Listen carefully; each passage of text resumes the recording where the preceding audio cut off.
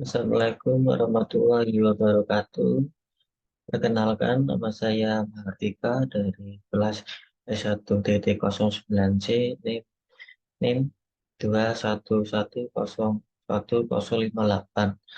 Saya akan mempresentasikan tentang etika profesi dan budaya perusahaan dari PT Wings Food Indonesia.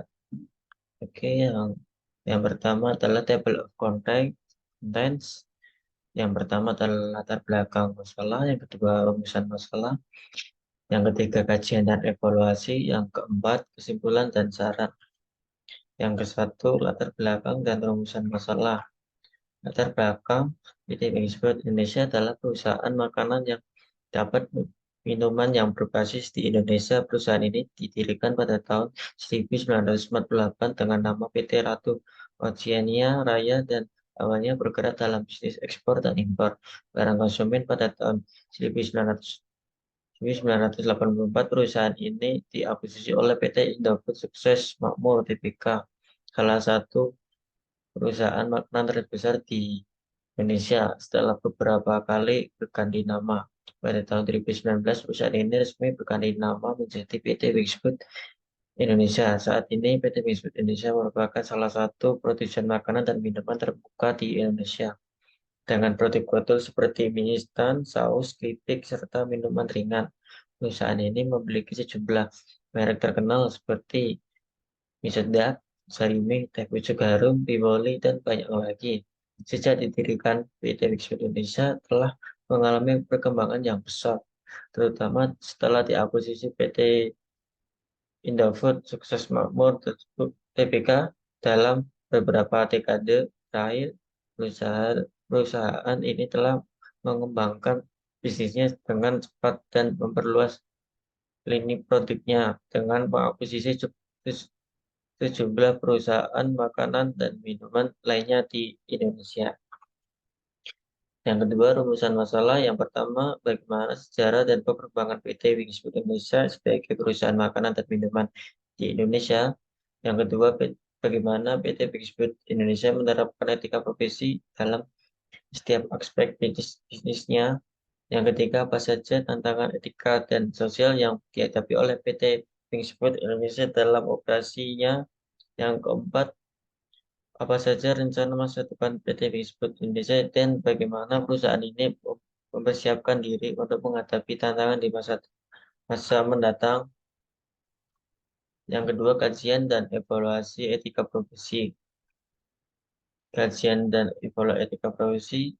Kajian, kajian dan evaluasi etika profesi adalah proses yang penting untuk memastikan bahwa sebuah perusahaan atau organisasi mematuhi prinsip-prinsip etika yang tinggi dalam pelaksanaan pekerjaan mereka. Dalam konteks PT Wings Indonesia sebagai perusahaan besar di industri makanan dan minuman, penting untuk melakukan kajian dan evaluasi etika profesi secara berkala. Berikut ini adalah beberapa langkah yang dapat dilakukan dalam kajian dan evaluasi etika profesi PT Wings Food Indonesia. Yang pertama, kebijakan etika. Perusahaan harus memiliki kebijakan etika yang jelas dan komprehensif yang mencakup berbagai aspek bisnis seperti integritas, kejujuran, tanggung jawab sosial, perlakuan yang adil terhadap karyawan, dan lain sebagainya. Kebijakan ini harus disusun dengan melibatkan berbagai pihak terkait, termasuk manajemen tingkat atas, staf etika, dan karyawan. Yang kedua, pelatihan dan kesadaran. Perusahaan harus memberikan pelatihan etika kepada seluruh karyawan untuk meningkatkan kesadaran mereka tentang standar etika yang diharapkan dan bagaimana menerapkannya dalam pekerjaan sehari-hari. Pelatihan ini harus mencakup topik seperti konflik kepentingan, penerimaan hati atau suap, perlakuan yang adil terhadap pelanggan, pelanggan dan rekan kerja, dan lain-lain.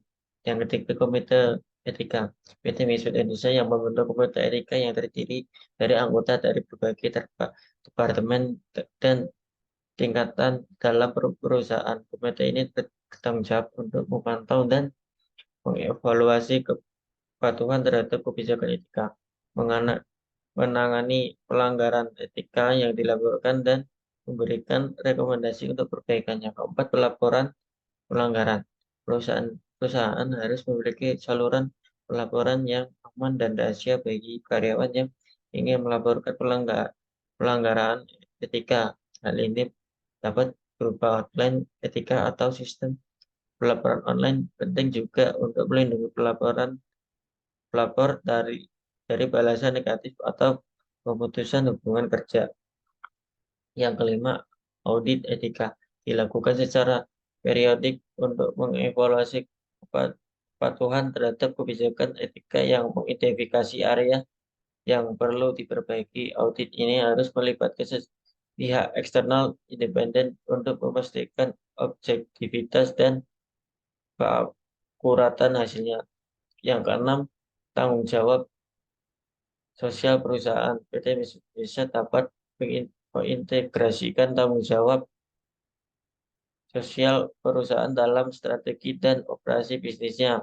Ini melibatkan dukungan pada kegiatan sosial, perlindungan lingkungan, dan mempromosikan kesejahteraan masyarakat secara umum. Yang ketujuh, transparansi dan akuntabilitas penting bagi PT Bisnis Indonesia untuk membangun budaya transparansi dan akuntabilitas di seluruh organisasi ini, termasuk mengkomunikasikan kebijakan etika secara terbuka kepada karyawan, pelanggan, dan pemangku pemangku kepentingan lainnya.